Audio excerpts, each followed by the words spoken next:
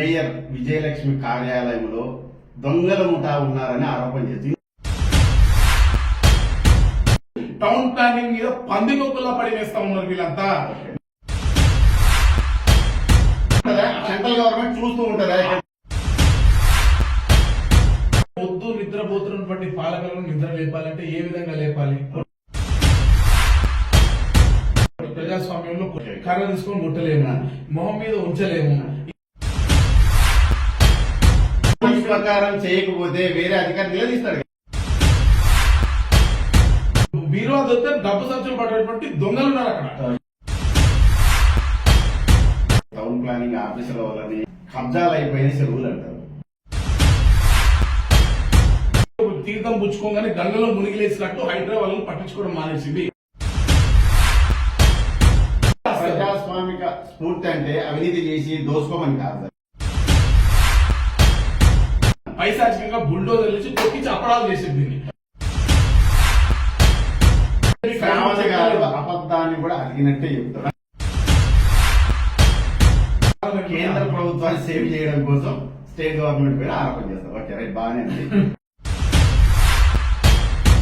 మీద నిలబడి ఆయన ఓడించండి, ఆయన రౌడీ, ఆయన గుండా అని ముస్లింలను హిందువులుగా మార్చే ప్రయత్నం చేస్తున్నారు సీఎం అని. మీ కాళ్ళు గడేసి ఆ నీళ్ళు నెత్తి తల్లుకుంటారు. ఈ సంఘటన రాష్ట్ర వ్యాప్తంగా సంచలనం సృష్టించింది కదా.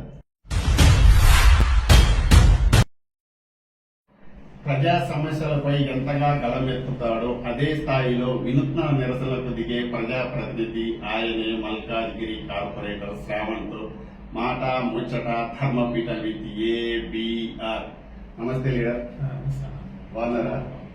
ఏంటన్నా మీరు వినూత్న నిరసనలతో కేర్ ఆఫ్ శ్రావణ్ గారు అంటారు, ఏంటి కదా ప్రత్యేకత? ఏంటి ప్రత్యేకత అంటే ప్రజా పోరాటాలు చేసేటువంటి పరిణామంలో ఆ సమస్య యొక్క తీవ్రత అందరికీ తెలియాలి సమాజంలో. ఇప్పుడు ఉన్నటువంటి బిజీ షెడ్యూల్ లో బేసిక్ అంటే ప్రతి ఒక్కరు కూడా సోషల్ మీడియాలో చాలా ఐటమ్స్ వస్తూనే ఉన్నాయి, ప్రతి ఒక్కరు బిజీ ఉన్నారు. కానీ ఫండమెంటల్ నీడ్స్ ఏవైతే ఉన్నాయో, మనకు అవసరమైనటువంటి సబ్జెక్ట్ ఏదో తెల్లారిస్తే మన ఇంట్లో వచ్చేటువంటి మోరీ కానివ్వండి, మన ఇంట్లో వర్షం పడితే వచ్చే నీళ్లు కానివ్వండి, మన చుట్టుపక్కల ఉన్న డ్రైనేజ్ కానివ్వండి, మన ఇంటి ముందు ఉండే స్ట్రీట్ లైట్లు కానివ్వండి, మన ఇంటికి చెల్లించే ప్రాపర్టీ ట్యాక్స్ కానివ్వండి, మన కాలనీలో ఉండేటువంటి పార్క్ కానివ్వండి, లేక మన ఇంట్లో రావాల్సిన పెన్షన్లు కానివ్వండి, మన ఇంట్లో రావాల్సిన బర్త్ సర్టిఫికేట్లు కానివ్వండి, ఏవైనా సరే మనకు సంబంధించినటువంటి సమస్యలు, సివిక్ సంబంధించిన అంటే సివిక్ బాడీ జిహెచ్ఎంసీ ఒక సివిక్ బాడీ అంటే సమస్య తీవ్రతను బట్టి తెలవాలి కదా. అంటే ఒక్కొక్కసారి భిక్షాటన, ఒకసారి దోమలా ఇలా వ్యవహరిస్తుంటారు కదా. లేకపోతే మొద్దు నిద్రపోతున్నటువంటి పాలకులను నిద్ర లేపాలంటే ఏ విధంగా లేపాలి? ప్రజాస్వామ్యంలో కొట్టలేము, కర్ర తీసుకొని ముట్టలేము, మొహం మీద ఉంచలేము. ఇది అంతకన్నా రోడ్డు మీద ధర్నాలు ఇలాంటివే కాదు కదా, నిలదీయచ్చు కదా అధికారులు. అదే ఇప్పుడు రోడ్డు మీద నేను షోక్టప్ చేసి ధర్నా చేసి ఇప్పుడు రాజకీయ పార్టీ చాలా మంది చేస్తారు. ఏం చేస్తారు? తప్పుగా అనుకోకండి, జనరల్ ఎత్తున ఏ పార్టీ ఈ పార్టీ అని మాట్లాడాలి. వాళ్ళు ఏం చేస్తారు? పార్టీ మైలేజ్, పార్టీ ఒక ప్రోగ్రామ్ చేసిందని చెప్పుకోవడం కోసం, పేపర్ లో ఒక ఆర్టికల్ రావడం కోసము ఒక ధర్నా పెట్టేసి తూతు మంత్రంగా లోపల అధికారులకు నవ్వుకుంటూ షేక్ హ్యాండ్ ఇచ్చేసి సార్ ఏదో ఇష్టం సార్ 2 నిమిషాలు మీరు మాకు సహకరించాలని చెప్పి వెళ్ళిపోతారు. ఇది జరుగుతుంది. కానీ నాకు అలా చేయడం ఇష్టం ఉండదు. నాకు చిత్తశుద్ధిగా, ట్రాన్స్పరెంట్ గా సమస్యకి సొల్యూషన్ దొరికే విధంగా పోరాటం చేయాలనేది నా యొక్క కమిట్మెంట్. ఓకే, లీడర్ అంటే ప్రజానాయకుడు, ప్రజల నాడిని పడతాడు. కానీ మీరు ప్రజల నాడితో పాటు మీడియా నాడి కూడా పడతారంటారు కదా. థ్యాంక్స్ ఫర్ ద కాంప్లిమెంట్ కింద తీసుకుంటా. లేదో నాకు తెలియదు. ఓకే ఓకే, అంటే మా నాడి కూడా నువ్వు పట్టేస్తావా? పట్టేదో లేదు మీరు చెప్పాలి, నాకు అనుకో అట్లా నాకు తెలియదు. బట్ నేను చెప్పింది కాంప్లిమెంట్ కింద తీసుకుంటాను. ఓకే, జిహెచ్ఎంసీ బడ్జెట్ పై చర్చలు జరుగుతున్నాయి. కానీ ఆ చర్చలో నిలదీయాలా, ప్రశ్నించాలి, ఏమి మనకు కావాలనో నిధులు తీసుకురావాలి. కానీ శ్రావణ్ గారు మీడియానంతా డైవర్ట్ చేసి తన దృష్టికి తీసుకొచ్చి రోడ్డు మీద నిరసనకే ప్రాధాన్యత ఇస్తాడు అని అంటారు మీ ప్రత్యర్థులు. ఇది నిజమా? రాంగ్. ఎందుకు చెప్తున్నా అంటే రోడ్డు మీద నిరసనలు నేను చేయలేదు. ఫస్ట్ నేను కార్యాలయం దగ్గర చేసిన, కార్యాలయం దగ్గర లోపల సమావేశం అదే స్టేక్ హోల్డర్స్ ఎవరున్నారో వాళ్ళిస్తా. మీరు అన్నట్టుగా ప్రజలకు జాగ్రత్త వినాలి. మీరు మంచి క్వశ్చన్ అడిగారు, మీరు ప్రజలందరూ కూడా వినాలని నేను కోరుకుంటున్నాను. సమస్యలు చర్చించడం కోసము ఒక సభ ఉంది. Okay. ఆ సభలో అధికారులు ప్రజాప్రతినిధులందరూ కూర్చొని సమస్యలపైన చర్చించాలి. Okay. ఈ 4 సంవత్సరాల చిల్లర కాలంలో ఎప్పుడైనా లేదా అంతకు ముందైనా సరే ఈ ప్రజా సమస్యలపైన చర్చించిరా మేయర్ గారు? ఎంతసేపు కాసేపు రావడము, మొదట సంతాప తీర్మానాలు చెప్పడము, కాసేపు మా ప్రభుత్వం వచ్చేసింది అంటే వారు ఏ పార్టీలో ఉంటే ఆ పార్టీ, టీఆర్ఎస్ ఉంటే టీఆర్ఎస్ భజన, కాంగ్రెస్ ఉంటే కాంగ్రెస్ భజన, రేపు ఇంకో పార్టీ ఉంటే ఆ భజన చేస్తారు. వాళ్ళ భజన చేసి మేము ఇది చేసినాం అది చేసినాం చెప్పిన తర్వాత తూతూ మంత్రంగా 2 క్వశ్చన్లు తీసుకొని ఎవరిని అంటే క్వశ్చన్స్ సెలెక్టెడ్ క్వశ్చన్స్ ఉంటాయి అన్నమాట. ప్రతి సబ్జెక్ట్ ని మాట్లాడనియరు. 150 మంది సభ్యులు ఉన్న దగ్గర మీరు బలంగా ఉన్నారు. నేను చెప్తాను ప్రాసెస్ చెప్తున్నాను జనాలకు అర్థం కావడం కోసం. మేయర్ చేసేది చెప్తున్నా మీకు. కేవలము 150 మంది ఉన్నటువంటి దాంట్లో ఒకరినో ఇద్దరునో ఆమెకి నచ్చిన వాళ్ళని ఆమె ఆన్సర్ చేయగలిగినటువంటి క్వశ్చన్స్ ఉన్న వాటిని కేవలం పిక్ చేసుకుని ఆ క్వశ్చన్ వేసి ఏ రోజు కూడా చర్చ లేకుండా అజెండా ఈస్ పాస్డ్ అని చెప్పి వెళ్ళిపోయింది. అధికారులు ఏసీ రూమ్ లో ముఖ్యమంత్రి గారు సాక్షాత్ చెప్పారు. మేము ఎప్పటి నుంచో చెప్తున్నాము, ఏసీ గదులు దాటలేదు అధికారులు, ఫీల్డ్ ఇన్స్పెక్షన్ చేయట్లేదు, రోడ్డు మీద రావాలంటే మాకు చెమట పడుతుంది అని చెప్తా ఉన్నటువంటి ఈ అధికారులు మొద్దు నిద్ర వీడాలంటే ఏ విధంగా మాకు మరి అవకాశం దొరుకుతుంది. కాబట్టి ప్లాట్ఫామ్ ఎక్కడైతే సభ జరుగుతుందో, ఎక్కడైతే కళ్ళు తెరవాల్సిన ప్రజలు నాయకులు ఉన్నారో, కళ్ళు తెరవాల్సిన అధికారులు ఉన్నారో అక్కడే నిరసన చేస్తున్నాము. అక్కడే లోపల సభలో కూడా మీరు చూసినట్టయితే నేను లెక్కలతో సహా చెప్పిన ప్రతిసారి సభలో నేను మాట్లాడినంత విపులంగా నేను మాట్లాడిన సబ్జెక్టు ఈ టర్మ్ జిహెచ్ఎంసీ కౌన్సిల్ లో ఎవరూ మాట్లాడలేదు. అన్ని మాట్లాడతారు. ఓకేనా? ఇప్పుడు మేయర్ విజయలక్ష్మి కార్యాలయంలో దొంగల ముఠా ఉన్నారని ఆరోపణ చేసి ఇంత తీవ్ర ఆరోపణ చేయొచ్చు. దొంగల ముఠా ఉన్నారు, వాస్తవమే చెప్తున్నా. నేను అడుగుతున్నా, జిహెచ్ఎంసీలో ఏ పని సరిగ్గా నడుస్తుంది? కుక్కల సమస్య బాగుందా? ఈ రోజు వీధి దీపాలు లేనటువంటి దుస్థితిలో భాగ్యనగరం ఉంది. మోరీలు పొంగి పొరులుతా ఉన్నాయి, డ్రైనేజీలు పొంగి పొరులుతా ఉన్నాయి, నాలాల్లో పసిపిల్లలు పడి చనిపోతా ఉన్నారు, పార్కుల పరిస్థితి అధోగతిగా ఉంది.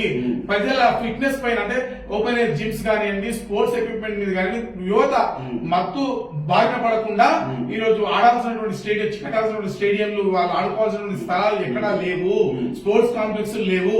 టౌన్ ప్లానింగ్ మీద పందికొక్కుల్లా పడి వేస్తా ఉన్నారు వీళ్ళంతా. మేయర్ కార్యాలయం తెల్లారి లేస్తే ఏ అధికారిని ట్రాన్స్ఫర్ చేయించి వాళ్ళ దగ్గర ముడుపులు తీసుకోవాలా, ఏ టౌన్ ప్లానింగ్ సెటిల్మెంట్ చేసుకోవాలన్నటువంటి పనిలోనే ఉన్నారు తప్ప ఈ రోజు మేయర్ కి ఏదైనా రైట్ ఫీడింగ్ ఇచ్చిర్రా? ఈ రోజు మేయర్ కి ఏదైనా అవగాహన అనే సవాల్ విసురుతున్నా. ఈ రోజు కూడా మీ ఛానల్ ద్వారా విసురుతున్నా, మేయర్ కి ఏమైనా అసలు జిహెచ్ఎంసీ పరిపాలన పట్ల అవగాహన ఉంటే, దమ్ముంటే మీ ఆమె చూస్ చేసుకున్న మీడియా ఛానల్ కి నేను చర్చించడానికి సిద్ధం. దమ్ముంటే మేయర్ నుంచి సమస్యలపై మాట్లాడదాం. ఓకే శ్రవణ్ గారు, మీరు అధికారులు బదిలీ చేసే రూల్స్ వాళ్ళకు ఉన్నాయి. రూల్స్ ప్రకారమే చేస్తారు కదా. అనవసరమైన రూల్స్ ప్రకారం ఎక్కడ చేస్తారు? నేను రూల్స్ ప్రకారం చేయకపోతే వేరే అధికారి నిలదీస్తాడు కదా. ఎక్కడ చేశారు? అది జరగట్లేదు కదా, అది జరగట్లేదు కదా. నేను అడుగుతున్నా, డిప్యుటేషన్ అయినా ఒకటి ఉండదు. డిప్యుటేషన్ వేరే డిపార్ట్మెంట్ లో పనిచేసే వాళ్ళు, మీరు ఒక పెద్ద ఆఫీసర్ అనుకోండి, మీ పరపతి ఉపయోగిస్తారు.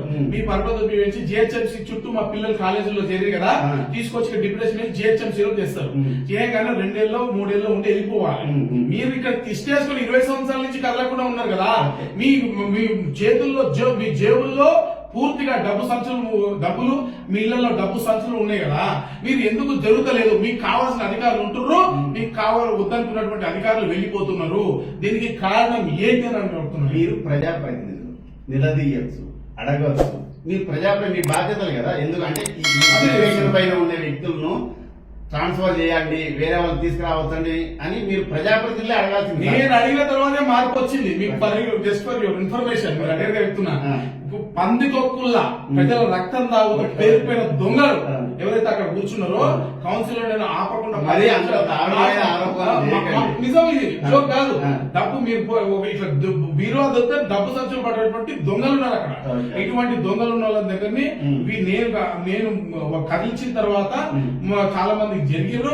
అక్కడ ఉన్నటువంటి ఎంప్లాయీస్ ఏడుస్తూ మౌనంగా రోధిస్తున్నటువంటి ఎంప్లాయీస్, వాళ్ళ హరాస్మెంట్ కి గురైన వాళ్ళు ఇంతమంది అనేక మంది వచ్చి నా దగ్గర రిప్రజెంటేషన్ ఇస్తే ఆ కట్ట తీసుకుపోయి అమరాపల్లి కమిషనర్ చూపించిన, రొనాల్డోస్ కమిషనర్ చూపించిన, ఇప్పుడున్న కమిషనర్ ఇక్కడ నిద్ర వేస్తలేదు. ఆయన ఆ కట్ట చూపించి దొంగల కూడా మీ ఎంప్లాయీస్ ఇచ్చిన వాళ్ళే, వీళ్ళంతా దొంగలు, ఇలా మీరు జరపరా అని నేను చూపించిన. నిద్రపోతున్నా commissioner. CM Revanth Reddy mayor Vijayalakshmi వచ్చిన తర్వాత హైదరాబాద్ అభివృద్ధి కుంటుపడుతుందని కూడా తరచూ ఆరోపణలు చేస్తారు. ఇది ఎంతవరకు కరెక్ట్? ఎందుకంటే హైదరాబాద్ డెవలప్ అవుతుంది కనబడుతుంది. కరెక్టా కాదా మీరు చెప్పండి, డెవలప్ అయిందా? ఇప్పుడు ఈ గవర్నమెంట్ ఏం చెప్తుంది తెలుసా? హై రేంజ్ అపార్ట్మెంట్ మేము కడుతున్నాం. చాలా బాగా చెప్పారు, వినాలి, ఇది కూడా ప్రజలు వినాలి. నేను చెప్పే ప్రతి ముక్క ఆణిముత్యము భాగ్యనగర్ ప్రజలు వినాల్సిందే. నేను చెప్తున్నా, గత 14 నెలల ముందు ఇదే ముఖ్యమంత్రి గారు ప్రతిపక్ష నాయకుడు ఉన్నప్పుడు కేబిఆర్ పార్క్ ముందు ఎకో సెన్సిటివ్ జోన్ లో కవిత గారి బినామీ కింద అపార్ట్మెంట్ కడుతున్నారని ప్రెస్ మీట్ పెట్టి ముఖ్యమంత్రి గారు పెట్టి ఒక జీ ప్లస్ అంటే first floor second floor permission ఇవ్వటువంటి కేబిఆర్ పార్క్ సరౌండింగ్స్ లో రాత్రికి రాత్రి ఎస్ఎన్డిపి పేరుతోటి ఎస్ఆర్డిపి పేరుతోటి ఒక జీవో తెచ్చి 21 ఫ్లోర్ల కాంట్రాక్ట్ ఇచ్చి ఒక పర్మిషన్ ఇచ్చి 25 కోట్ల రూపాయలకి ఎట్లా అమ్ముతారని ముఖ్యమంత్రి గారు చెప్పారు. మీరు అంటున్న హైరైజ్ బిల్డింగ్స్ ఈ ముఖ్యమంత్రి గారు అదే ఏ ప్రెస్ మీట్ పెట్టి వ్యతిరేకించిన ముఖ్యమంత్రి గారు 14 నెలలైంది, ఈ రోజు వరకు దాని మీద చర్య లేవు. హైడ్రా పేరుతోటి పేద ప్రజల ఇల్లు కూడగొట్టి ఈ రోజు బడాబాబుల అంతస్తులు కాజాగూడలో మీకు చెప్తున్నాను, ఎన్నో పెద్ద పెద్ద బిల్డింగ్ 25 ఎకరాల ప్రభుత్వ భూమి కబ్జా అయిందని చెప్పి ఎన్టీవీలో ఒక కథనమే వచ్చింది. కాజాగూడ కబ్జా భాగవతం అట్లా అనేక భాగవతాలు వస్తే వాటి మీద కళ్ళు మూసుకుని నిద్రపోతున్నటువంటి ఈ హైడ్రా, ఓవైసీ సగం కబ్జా చెరువుని కబ్జా చేసినా కూడా నిద్రపోతున్నటువంటి ఈ హైడ్రా పట్నం మహేందర్ రెడ్డి లాంటి అనేక మంది నాయకుల పైన, అధికార పార్టీ నాయకుల పైన ఆరోపణలు వస్తే వాళ్ళ పార్టీలో తీర్థం పుచ్చుకోగానే గంగలో మునిగిలేసినట్టు హైడ్రా వాళ్ళని పట్టించుకోవడం మానేసింది. హైడ్రా ఆ రోజు చెప్పిందే ఈ రోజు హైడ్రా పైన రియాక్ట్ అయింది నేనే. ఈ మొత్తం భారతీయ జనతా పార్టీ మొత్తంలో మీరు బతకండి. మొదట స్టేట్మెంట్ ఇచ్చింది, రెండవది ఈటల రాజేందర్ గారి కన్నా ముందు కూడా నేను ఇచ్చిన. రాజేందర్ గారు అద్భుతంగా మాట్లాడారు. నేను పర్సనల్ లెవెల్ ఫస్ట్ రియాక్ట్ అయినా ఏం చెప్పినా నేను హైడ్రా యొక్క ఉద్దేశం మంచిది, దాన్ని నేను ఎక్కడ వ్యతిరేకిస్తలేదు. చెరువులను వాటిని కాపాడాల్సిన అవసరం 100% చేయాల్సిందే. కానీ ఓవైసీ ఇప్పుడు సల్కం చెరువులో 50% చెరువు కబ్జా అయిందని వాళ్ళే వీడియోలు వేసారు, వాళ్ళే వీళ్ళు ప్లే చేసారు. మరి ఎందుకు దాన్ని ముట్టుకోవాలి? మొదలు పెట్టారు. నాకు అర్థం కాదు, చెప్తానండి. మైలార్ దేవరపల్లిలో బీజేపీ కార్పొరేటర్ ఉన్నాడు, ఫోకస్ యూనివర్సిటీ, నాకు ఒక ఫ్యాక్టరీ ఉంది. ఆయన సరే దాని ఇదని చెప్పి అసలు అది ఆయన కోర్టులో ఛాలెంజ్ చేసిండు. సబ్యూనియస్ మ్యాటర్ టూ మచ్ మాట. కానీ నేను ఇక్కడ ఒక విషయం చెప్పదలుచుకుంది ఏంటంటే, ఆ స్థలంలో పోయి కూలగొట్టిన తర్వాత మెషినరీ కోట్ల రూపాయలకి వాల్యూ చేసే మెషినరీని ఒక 4 గంటల సమయం ఇవ్వండి, నేను జరుపుకొని తీసుకెళ్లిపోతా అన్నాడు. పైశాచికంగా బుల్డోజర్ నుంచి తొక్కించి అప్పడాలు చేసేది దీన్ని. అటువంటి అంత పైశాచికంగా ప్రవర్తించిన వాళ్ళు ఓవైసీని ఎందుకు మర్చిపోయారు? అధికార పార్టీ నాయకులను ఎందుకు మర్చిపోయారు? ఈ రోజు బుద్ధ భవన్ ఎక్కడుంది? జిహెచ్ఎంసీ ఎక్కడుంది? వైస్రాయ్ హోటల్ ఎక్కడుంది? ఇవన్నీ కనిపిస్తలేవు వీళ్ళకి. చెరువులో భాగ్యనగరంలో హైడ్రా వచ్చి మరి ఇక్కడ సిటీలో నేను అడుగుతున్నా, అసలు వీళ్ళకి క్లారిటీ లేదండి. ఇదే జిహెచ్ఎంసీ లో కొన్ని హెచ్ఎండిఏ దగ్గర ఉంటాయి, కొన్ని మన జిహెచ్ఎంసీ మెయింటెనెన్స్ ఒకే జ్యూరిస్డిక్షన్. హైదరాబాద్ ఒక విధంగా ప్లాన్డ్ సిటీ కాదు, జరిగినాయి వాటిని హైదరాబాద్ ప్లాన్ సిటీ అండి. భాగ్యనగరం భాగ్యనగరం ప్లాన్ సిటీ కాబట్టి అద్భుతంగా ఉంది. It is plan city. Plan city అయితే ఎందుకు కట్టారు? బుద్ధ భవన్ ఎందుకు కట్టారు? అదే అంటున్నా. ప్లాన్ సిటీ ఓకే, మరి ఎందుకు కట్టారు? అదే అంటున్నా. కట్టేసి మరి ఇచ్చిన అప్పుడు పర్మిషన్ ఇచ్చిన తప్పు కదా. ఇప్పుడు హైదరాబాద్ ఇచ్చింది ఎవరు? ప్రభుత్వమే కదా. అప్పుడు ఇచ్చింది ప్రభుత్వము. అప్పుడు ఉన్నటువంటి విస్తీర్ణం బట్టో అప్పుడున్న పరిస్థితులు బట్టో సరే ఇచ్చిరో చేసిరో తప్పు జరిగింది అనుకో. So let us not go back. కానీ నేను ఈ రోజు కొత్తగా తెచ్చినావు కదా, కొత్త పాత పచ్చడి తీసుకుని కొత్త సీసాలు పోయి కొత్త సీసాలు నిగనిగలాడుతూ చూపిస్తే ప్రియా పికిల్స్ బదులు రేవంత్ పికిల్స్ అని చూపిస్తున్నావు కదా. ఈ రేవంత్ పికిల్స్ లో నేను అడుగుతున్నాను, నువ్వు పెట్టిన హైడ్రా ఏదైతే ఉందో ఇది ఆ రోజు చెప్పాను నేను, కేవలం కొన్ని కలెక్షన్లు చేసి షెల్టరైజ్ చేస్తున్నాను. వాసవి, అపర్ణ లాంటి అనేక సంస్థల పైన, నల్గొండ నుంచి ఇప్పుడు నేను చెప్తున్న సంస్థల పైన తాజా కూడా టీవీలో కథనాలు, తెలుగు రఘు కూడా అనేక చేస్తున్నారు. ఇలాంటి డైలీ వీటి మీద చర్యలేవి. వైస్రాయ్ మీద సరే వైస్రాయ్ కూడా పక్కన పెడదామండి, పాత కట్టడం దాని మీద వాటర్ కి అడ్డం రాతో వదిలేద్దాం. మరి ఇప్పుడు బడాబడా హైరైజ్ బిల్డింగ్ కట్టి హైటెక్ సిటీలో అపశుభ్రత లేని అమాయకులు మా సాఫ్ట్వేర్, నేను సాఫ్ట్వేర్ ఎంప్లాయ్, మాకు ఎంతసేపు కోడింగ్ చేయడం తప్ప మాకు తెలియదు తప్ప మేము ఏదో అమాయకులము మాకేదో లోన్ వస్తుంది హైదరాబాద్ లో ఇల్లు ఉండాలని కష్టం తీసి చెమటతో చెమటతో రక్తంతో మేము కొనుక్కుంటాం కదా. మరి మా తెలివి తక్కువతనాన్ని మా అమాయకత్వాన్ని మీరు ఆసరాగా తీసుకొని ఈ రోజు వాళ్ళ దగ్గర డబ్బులు వసూలు చేసి షట్టర్ పని చేస్తున్నారు హైదరాబాద్ తోటి. హైదరాబాద్ మరి మీరు నిజంగా ఆ పేద ప్రజల దగ్గరకు వచ్చే ముందు నిజంగా పర్మిషన్ ఇచ్చింది ఎవరండి? మీరు కదా. పర్మిషన్ ఇచ్చింది మీ ఎంటిటీస్ కదా. నిజంగా ఇచ్చారంటారు కదా. మీరు ఏం చెప్తారంటే టౌన్ ప్లానింగ్ ఆఫీసుల వల్లనే కబ్జాలు అయిపోయిన చెరువులు అంటారు. ప్రజాప్రతినిధులు మీరున్నారండి, వాళ్ళ ఆఫీసర్సే కదా. మీరు ఎందుకు ఎవరుకోలేకపోయారు? మీరు చాలా చక్కగా చెప్పారు. ఇప్పుడు నేను 10 ఇచ్చిన లెటర్లు ఈ రోజు కూడా నా దగ్గర ఉన్న అన్ని ఫైల్స్ కంప్లైంట్ ఇచ్చిన. ఓకే, నాకు నా దగ్గర ప్రజాప్రతినిధులు బీజేపీ వాళ్ళే కాదు, కాంగ్రెస్ వాళ్ళు ఉన్నారు, బీఆర్ఎస్ వాళ్ళు ఉన్నారు, అందరూ ఉన్నారు కదా. ఎందుకు లేకపోతున్నారు? ఎగ్జాంపుల్ వేరే వాళ్ళ సంగతి నాకు తెలియదు. నేను మీ దానికి నేను అన్వయించుకొని నేను చెప్తాను. నా దగ్గర ఇంత కట్ట representation Guinness book of world records ఒకవేళ మీరు తీసుకురాగలిగితే రిప్రజెంటేషన్ ఇవ్వడంలో నాకు అవార్డు ఇస్తారు. గ్యారెంటీ నా రిప్రజెంటేషన్ ఇచ్చి అన్ని రిప్రజెంటేషన్లు అనేక రకాల సమస్యలు దీంట్లో టౌన్ ప్లానింగ్ సంబంధించిన కూడా ఉన్నాయి. ఓకే, టౌన్ ప్లానింగ్ కూడా సంబంధించింది. వీటిలో నేను ఇచ్చిన వాళ్ళు అనేక కేసులు ఎంఆర్ఓ కేసులు చేశారు. ఎంఆర్ఓ గవర్నమెంట్ ఆఫీసర్ నేను ఇచ్చిన రైట్ అని చెప్పి కేసు చేస్తే కూడా పట్టించుకోకుండా తూచంతి అవతల పరిశ్రమలు చెప్పిన ఫైల్ వేసి రకరకాలుగా 4 సార్లు అడిగి ప్రతిసారి ప్రజావాణిలోనో లేకపోతే అవసరం మీటింగ్ లో అడిగి ఎన్నిసార్లు అడిగినా పట్టించుకోవాలని చర్యలు. సరే, నేను 24 గంటలు దీని మీద కూర్చోలేదు కదా. నా డెవలప్మెంట్ 100% కరెక్ట్ అయినప్పుడు సెంట్రల్ గవర్నమెంట్ మీదే కదా, ఆ డిపార్ట్మెంట్ లో మీరు కంప్లైంట్ చేయొచ్చు కదా, ఇలా జరుగుతుంది అని చెప్పి. అంటే మీరు జెన్యూన్ గా చేశాము, ఇది జరుగుతుంది అని చెప్పారు. చాలా మంచి ఎందుకు మీరు అద్భుతమైన క్వశ్చన్లు వేస్తారు. ప్రజలందరూ వినాలి. జ్ఞాని ముత్యాలు లాంటి క్వశ్చన్లు ఆన్సర్లు కూడా మీరు ఏమంటున్నా మీరేమన్నారు? ఇప్పుడు సెంట్రల్ గవర్నమెంట్ మా దగ్గర ఇప్పుడు రేవంత్ రెడ్డి గారు ఇదే చెప్పి అధికారంలోకి వచ్చింది. నేను అడుగుతున్నాయి, వీఆర్ ఇన్ ఫెడరల్ సిస్టమ్. భారతదేశం యొక్క ప్రజాస్వామిక యొక్క స్ఫూర్తిని మనం చూసినప్పుడు మనం ఫెడరల్ సిస్టమ్ లో సెంట్రల్ గవర్నమెంట్ ఉన్నటువంటి responsibilities limited. Defence, aviations, currency, telecommunications ఇలాంటివి మేజర్ గా సెంట్రల్ గవర్నమెంట్ లో ఉంటాయి. స్టేట్ గవర్నమెంట్ లో ఉన్న రెస్పాన్సిబిలిటీస్ కొన్ని ఉంటాయి. అప్పటికి కూడా స్టేట్ గవర్నమెంట్ ఇక్కడ ఉన్నటువంటి ఇప్పుడు జరిగే ప్రాబ్లం అదే. ఇప్పుడు సెంట్రల్ గవర్నమెంట్ ఇచ్చే నిధులు కానీ స్కీమ్లకు కానీ వీళ్ళు డిపిఆర్ ఇవ్వాలి. అంటే మేము ఇది మీరు ఇచ్చే 60% మేము కేంద్ర ప్రభుత్వం నిధులు ఇచ్చింది అనుకోండి, 40% మ్యాచింగ్ గ్రాంట్స్ ఇచ్చినప్పుడు దానికి సంబంధించిన డీటెయిల్స్ కానీ లేకపోతే మీరు ఇచ్చిన డబ్బులు ఇది చేశామని కానీ ఏది ఇయ్యారు కదా. అప్పటికి కూడా నేను కంప్లైంట్ చేశాను. నేను కంప్లైంట్ చేయబడి ఎంఎంటీఎస్ ఫేజ్ 2 రాష్ట్ర ప్రభుత్వం ఇవ్వకపోతే సెంట్రల్ గవర్నమెంట్ కంప్లైంట్ చేసి కిషన్ రెడ్డి గారికి ఫేజ్ 2 నిధులు తీసుకొచ్చిన 600 కోట్లు హర్దీప్ సింగ్ పూరి గారికి సత్య సర్వేక్షణ పైన బోకాస్ చేస్తున్నారు. ఆ కమిటీ ఉంటుంది యాక్చువల్లీ. అంటే దాని నుంచి మినిస్టర్ ఆఫ్ హౌసింగ్ కింద ఒక సపరేట్ కమిటీ ఉంటుంది. వాళ్ళు ఇక్కడ వచ్చినప్పుడు ఏం చేస్తారంటే సిటిజన్స్ ఫీడ్బ్యాక్ తీసుకునే బదులు హైదరాబాద్ ఏం చేస్తారు, మన వాళ్ళందరూ తెలంగాణ రాష్ట్రంలో కేటీఆర్ గారి ప్రభుత్వం నేర్పించింది జిహెచ్ఎంసీ స్టాఫ్ పనులన్నీ మానేస్తారు.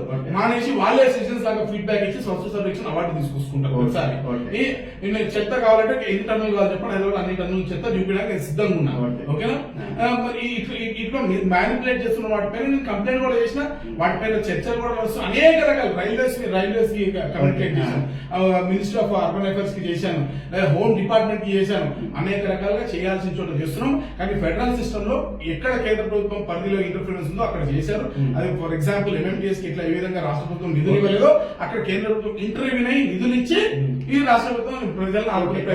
మీరు ఏం చెప్తున్నారంటే అవినీతి జరుగుతుందని కళ్ళకు కట్టినట్టు చూపిస్తున్నారు, చెప్తున్నారు. ఓకే, ఇదే జరుగుతుంది అని చెప్పి సెంట్రల్ గవర్నమెంట్ చెప్తే ఇక్కడ జరుగుతుంది అనేది వాస్తవం అయితే సెంట్రల్ గవర్నమెంట్ రాష్ట్రపతి పాలన పెట్టచ్చు. అవినీతి జరుగుతూ ఉంటదా? సెంట్రల్ గవర్నమెంట్ చూస్తూ ఉంటదా? చరిత్రలో కరప్షన్ గ్రౌండ్స్ పైన కరప్షన్ కాదు, మీరు జరిగే పెట్టినది ఎక్కడ లేదు, అలా పెట్టలేరు. ప్రజాస్వామ్యంలో యాక్సెప్ట్ కూడా చేయరు. ఇప్పుడు మీరు చెప్పినది బాగానే ఉంటుంది. ఇప్పుడు రేపు పొద్దున రేవంత్ కరప్షన్ చేసే సెంట్రల్ గవర్నమెంట్ గారు వచ్చి ఇక్కడ ఈ రాష్ట్ర ప్రభుత్వాన్ని తీసి భద్రత పెట్టినట్టు మీరే రాస్తారు. రేపు ప్రజాస్వామిక స్ఫూర్తిని తూట్లు ప్రజాస్వామిక స్ఫూర్తి అంటే అవినీతి చేసి దోసుకోమని కాదు కదా, మరి అదే సేవ చేయమని. అలా జరిగినప్పుడు ఖచ్చితంగా సెంట్రల్ గవర్నమెంట్ చూస్తూ ఉండకూడదు, ఖచ్చితంగా యాక్షన్ తీసుకోవాలి కదా. అదే అన్న తీసుకుంటది. ఏ పద్ధతిలో తీసుకుంటది? ఆ. Me for example Okay. నేను చెప్తాను, ఆ. మీరు అన్నట్టుగా డైరెక్ట్ రాష్ట్రపతి పాలన పెట్టలేరు. ఆ. ఇప్పుడు డ్యామ్ లో ఇష్యూ జరిగింది. Okay. నేషనల్ డ్యామ్ అంటే అన్ని అధికారాలు ఉన్నాయని చెప్తాను నేను. అది కూడా చెప్తున్నా సార్. కేంద్ర ప్రభుత్వానికి చేయమని చెప్పలే నేను. మీరు అడిగిన క్వశ్చన్ కి నేను ఆన్సర్ చెప్తున్నా. Okay. ఇప్పుడు కాళేశ్వరం లేదు లేదా మిగతా వాటి మీద ఆరోపణలు వచ్చినప్పుడు నేషనల్ డ్యామ్ సేఫ్టీ అథారిటీస్ ని పంపించారు. ఓకేనా? మిగతా పథకాలకు సంబంధించి రెగ్యులర్ గా కేంద్ర ప్రభుత్వం కిషన్ రెడ్డి గారు మీరు ల్యాండ్ ఇవ్వట్లేదన్నా, లేకపోతే ఇప్పుడు ఒక యూనివర్సిటీ స్కిల్ సైన్స్ యూనివర్సిటీ ఇవ్వాలి, ఇవ్వట్లేదు. ఇవాళ నిన్న కూడా చెప్పారు కిషన్ రెడ్డి గారు. ఏం చెప్పారు? ఈఎస్ఐ హాస్పిటల్ కి నేను కట్టిస్తా హాస్పిటల్, నువ్వు ల్యాండ్ ఇచ్చి చూపించారు బాబు అన్న. ఇప్పటి వరకు 10 ఏళ్ల నుంచి టీఆర్ఎస్ ప్రభుత్వం చూపించింది లేదు. ఎయిమ్స్ ముఖ్య కొంత ఇచ్చారు. ఆ ఎయిమ్స్ డెవలప్ చేస్తున్నాం మేము బేసికలీ. అంటే కేంద్ర ప్రభుత్వం విషయానికి కిషన్ రెడ్డి గారు 50 ఉత్తరాలు రాస్తా ఉన్నారు. రాష్ట్ర ప్రభుత్వం స్పందించట్లేదు. కానీ మేము చేయగలిగింది అదే, ప్రజాస్వామ్యం ఆ ఫ్రేమ్ లో ఇమిడి కేంద్ర ప్రభుత్వం లోబడి ఏం చేయగలదో అది చేస్తున్నారు. సిబిఐ ఎంటర్ కావద్దు ఇక్కడ. ఇంకేం చేయగలుగుతారండి చెప్పండి. ఇప్పుడు ఢిల్లీ హైదరాబాద్ జిహెచ్ఎంసీ అధికారులను మీరు దూషిస్తారా బెదిరిస్తారా? దూషించడం ఇట్లా గట్టి మాట్లాడి దూషణ అంతా మీరు అంటారు. మీ ఇప్పుడు ఏ విధంగా గట్టిగా చెప్పానో ఇదే వాళ్ళ ముఖం మీద చెప్తాను 100%. ఇది దూషణ. నీ వాయిస్ చూసినా గానీ మాకు కనపడతాయి, అలా కనపడతాయి. అంటే అంటే కేసు కూడా అయినాయి కదా, అంటే మామూలుగా కాదు కదా. చాలా ప్రజా సమస్యలపై ఎందుకు ఆ విధంగా అధికారులు ఇప్పుడు బెదిరించడానికి అండి నేను చెప్తాను. ఎగ్జాంపుల్ చెప్తున్నాను. ఆర్కే నగర్ లో ఒక రోడ్ ఎక్కడ మన సర్వసత్యనారాయణ గారు ఉంటారు కదా, వాళ్ళ అక్కడ రోడ్ శాంక్షన్ చేసిన తర్వాత నేను కొడుకు సాటిలా ఇటు సాఫ్ట్ గా ఉంటాడు, సాఫ్ట్వేర్ ఎంప్లాయీ, నీట్ గా ముద్దుగా ఉంటాడు, అనుకున్నాడు. 6 నెలలు ఆపేశారు. అప్పుడు మా దగ్గర ఓడిపోయినటువంటి అభ్యర్థులు అప్పుడు ఉన్నటువంటి పరిస్థితుల్లో రాజకీయంగా ఆయనకు చాలా మద్దతు ఉంటుండే. అప్పుడు ఈయన గొప్ప విషయం తెలక వేరే పెద్ద మనుషులు కూడా సపోర్ట్ చేసారు. చేసినప్పుడు ఏం చేసాడు, అధికారులని రోడ్ల పనులు చేయకుండా ఆపేసారు. ఆ పట్ల చాలా చోట్ల ఆపేస్తే నేను 1 నెల చూసిన, 2 నెలలు చూసిన, 3 నెలలు చూసిన, ప్రతి 100 సార్లు అడిగాను. 100 సార్లు అడిగిన 100 అడిగిన తర్వాత ఒక రోజు డైరెక్ట్ టేబుల్ ముందు ఇట్లా కూర్చొని డైరెక్ట్ కాంట్రాక్టర్ కి ఫోన్ చేసి నెంబర్ ఇవ్వండి అని చెప్పి వాళ్ళ ముందే ఫోన్ చేసి ఎందుకు చేస్తలేరు అని అడిగాను. అంటే మేము ఎప్పుడో చేయడానికి రెడీ ఉన్నామన్నా, వాయిస్ రికార్డులు పెట్టుకొచ్చారు. ఇది చెప్పడం కాదు, వీళ్ళు అధికారం వద్దంటున్నారన్నా, ఏమంటే ప్రెషర్ ఉందని అంటున్నారు అని డైరెక్ట్ చెప్పారు. తెలిసిన ఎందుకు ఎట్లా ఏ విధంగా డెవలప్మెంట్ మీరు ఆపిర్రు, ఏ విధంగా ప్రజలు ఆపిర్రు, మీ ఇంత కష్టపడి చేస్తుంటే అని ఆ రోజు గట్టిగా నిలదీస్తే కేసు పెట్టించింది. అధికారం వాళ్ళ చేతిలో ఉంది. ఆ విధంగా అలా మొదలుకుంటూ ప్రజా సమస్యల పైన పోరాటం చేసుకుంటున్న ప్రతిసారి తెల్లారలేసి ఇంటి ముందు పోలీసులు పెట్టడం, ఎన్ని అవమానాలు, ఎన్ని అవమానాలు, ఎన్ని రకాలుగా ఒత్తి పడేసినటువంటి ప్రయత్నం ఈ రోజు వరకు కూడా కేవలము ప్రజా సమస్యల పైన పనిచేస్తూ నిస్వార్థంగా పనిచేస్తున్నటువంటి పాపానికి కేవలం కుళ్ళుతోనే ఈ శ్రవణి రక్కేయాలి, కొక్కేయాలి, సంపేయాలనేటువంటి ఈ మనస్తత్వంతో వాళ్ళు నేను చేయగలిగింది ఏముంటుంది? ఓకే, మీరు జిహెచ్ఎంసీలో కార్పొరేటర్ కదా, అంటే వేరే పార్టీలో కూడా బీఆర్ఎస్ కాంగ్రెస్ పార్టీ వాళ్ళిద్దరు కలిసి మిలాఖైతే తోడు దొంగలు అని ఆరోపణ చేశారు. అట్లా చేయొచ్చా? వేరే వాళ్ళ ఒక పార్టీ వీళ్ళొక పార్టీ లేదు, ఎందుకు చేస్తారు? నిజమే చెప్తున్నాను. ఫర్ ఎగ్జాంపుల్ చెప్తా ఎగ్జాంపుల్స్ చెప్తున్నా. మీరు అడిగింది చాలా మంచి క్వశ్చన్. ఇంకో అడిగించమైన క్వశ్చన్ మీరు వినాలి ఖచ్చితంగా.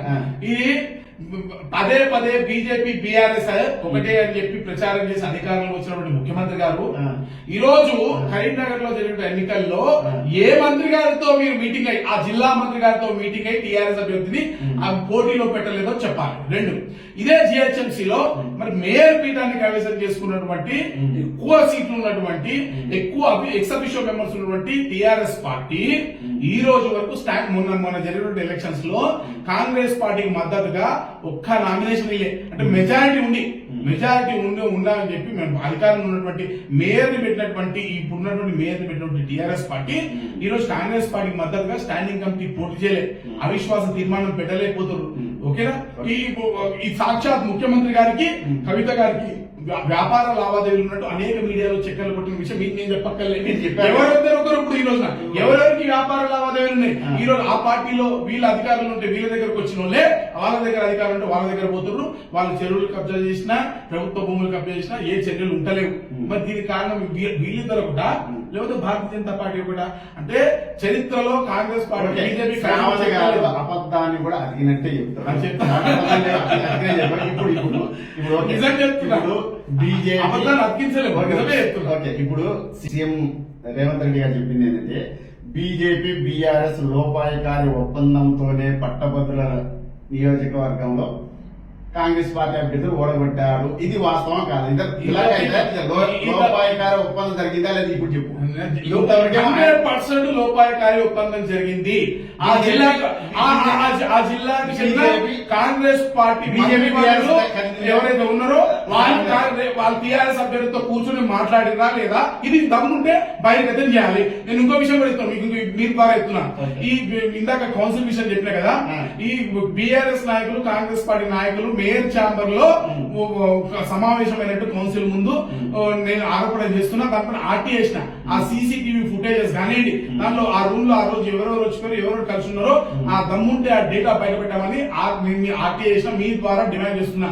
ఒకవేళ బీఆర్ఎస్ కాంగ్రెస్ ఒకటి కాకపోతే ఆ డేటా బయట పెట్టండి. దూద్ కా దూద్, పానీ కా పానీ, సాఫ్ హో జాతా. Okay right. మీరు ఇంత బాగా చెప్పారు కదా శ్రావణ్ గారు, బీజేపీ కార్పొరేటర్ అంటే మల్కాజ్గిరిలో మాత్రం నీ డివిజన్ లో అభివృద్ధి ఇలా దూసుకుపోతుంది. ఎలా వస్తుంది, ఏం చేస్తావు చెప్పు మరి.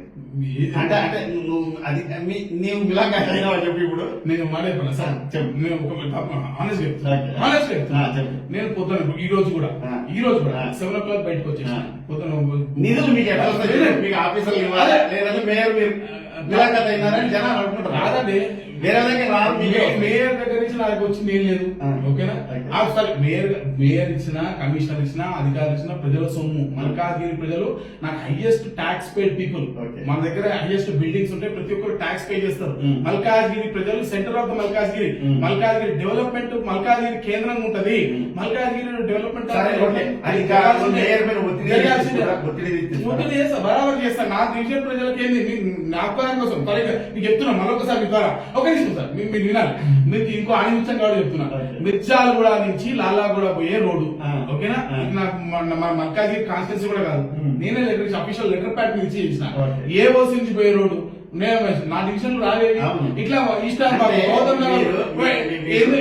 ఒక నిమిషం సార్. ఎందుకంటే ప్రజలు నా దగ్గరకు వచ్చినప్పుడు సమస్య ఏది తీసుకుని వచ్చినా కూడా నేను అక్కడ సమస్య పైన పోరాటం చేస్తున్న నమ్మకంతో వచ్చినప్పుడు పోరాటం చేసి తీరుతా. అవకాశం ఉందగా చేస్తా. ఇప్పుడు ఏఓసి రోడ్ ఉంది, కేంద్ర మా రామకృష్ణ గారిని పట్టుకున్నా, కేంద్ర ప్రభుత్వానికి సంబంధించిన వ్యక్తి కాబట్టి మా పార్టీ వ్యక్తి కాబట్టి ఆయన పట్టుకుని వేయించుకున్నారు. ఇది సర్జరీ గారిని వేపిస్తా. ప్రజలు మల్కాజ్గిరి డివిజన్ ఏంటంటే బౌండరీ, కానీ నేను పుట్టి పెరిగింది. నేను చదువుతున్న గౌతమ్ నగర్ మొత్తం తిరిగిన. నా చిన్నప్పుడు ఆడని గల్లీ లేదు అక్కడ. ఫర్ ఎగ్జాంపుల్ చెప్తున్నా. ఇప్పుడు నాకు ఈస్టర్ తర్వాత నా ఫ్రెండ్స్ ఉంటారు, మోలాలి మామినట్టు లేకపోతే అంతా నా దగ్గర ఉంటారు. బేసికల్లీ నా ఫ్రెండ్స్ ఉంటారు. ఎవరైనా వస్తారు ఏదైనా అడుగుతారు. చేయనప్పుడు నేను ఇప్పుడు నా ట్విట్టర్ చూడండి, నా ట్విట్టర్ చూడండి ఒకసారి. మీరు ఒక్కటి మల్కాయలు ఉన్నారు, అందరూ రామనగర్ ఓల్డ్ సిటీ అందరు నన్ను అటాక్ చేస్తారు. నేనేం చెప్తున్నా, నా భయం ఏంటి తెలుసా, ఒకవేళ రెస్పాండ్ అయ్యి కాకుండా ఉండి అధికారులు చూడని చెప్పలేము. ఈ కార్పొరేటర్ వీళ్ళ డివిజన్ లో ప్రాబ్లం ఏమో వీళ్ళు పట్టించుకోవట్లేదు అనుకుంటారు నా భయం. కానీ మీరు చూడండి ట్విట్టర్ లో ఉన్నది ఏది రానిగా అన్ని పక్క డివిజన్లకు వెళ్ళి వచ్చి చివరికి ఓల్డ్ సిటీ తెలుసున్నారు, సంతోష్ నగర్ ఎక్కడెక్కడ నుంచి ట్యాగ్ చేస్తారు. నేను ఏం చేయమంటారు? ఇప్పుడు ప్రజా సమస్యలు వాళ్ళు ట్యాగ్ చేసిన నా డివిజన్ కాదు, నా పరిధి నేను దాటను, మీరు దయచేసి నాకు కాంటాక్ట్ చేద్దాం చెప్పమంటారు. ఇప్పుడు నాకు మీ నాడే ఒకటి తెలిసింది దీన్ని చెప్పడం. అంటే జనరల్ గా ఏ కార్పొరేట్ అయినా వాళ్ళ డివిజన్ కే పరిమితి అవుతారు. నువ్వు డివిజన్లు దాటి మల్కాజ్గిరి చుట్టేస్తున్నావంటే భవిష్యత్తులో ఎమ్మెల్యే కాబోతున్నావా? కోరుకుంటే తప్పేం లేదు కదా.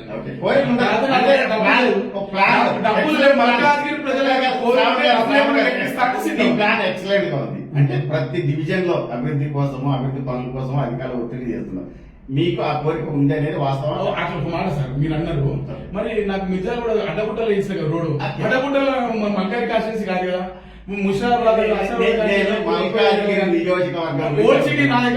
మల్కాజ్గిరి నియోజకవర్గం గురించి అంటే నేను అన్ని పని చేస్తున్నాను. ఏమంటే నా దగ్గర అధిక ప్రాధాన్యత ఇస్తున్నావు కదా, ఇస్తా 100% ఇస్తాను. నేను మల్కాజ్గిరి బిడ్డనే ఉంది. మల్కాజ్గిరిలో ఉన్నటువంటి సమస్యల పైన ప్రాధాన్యత తప్ప మీరు ఎప్పుడు తప్ప 100% ఎక్సలెంట్ చేస్తున్నావు. అంటే భవిష్యత్తులో మల్కాజ్గిరి ఎమ్మెల్యే కావాలని ధర్మపీఠ విద్య మేము ఆకాంక్షిస్తుంది. మేము మీకు కావాలని కోరుకుంటున్నాము.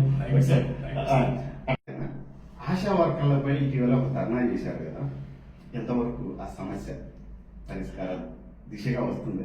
ఆశా వర్కర్లకు సంబంధించి ధర్నా ధర్నాలు వాళ్ళు చేసిన ధర్నాలు నేను మద్దతు పాటించాను.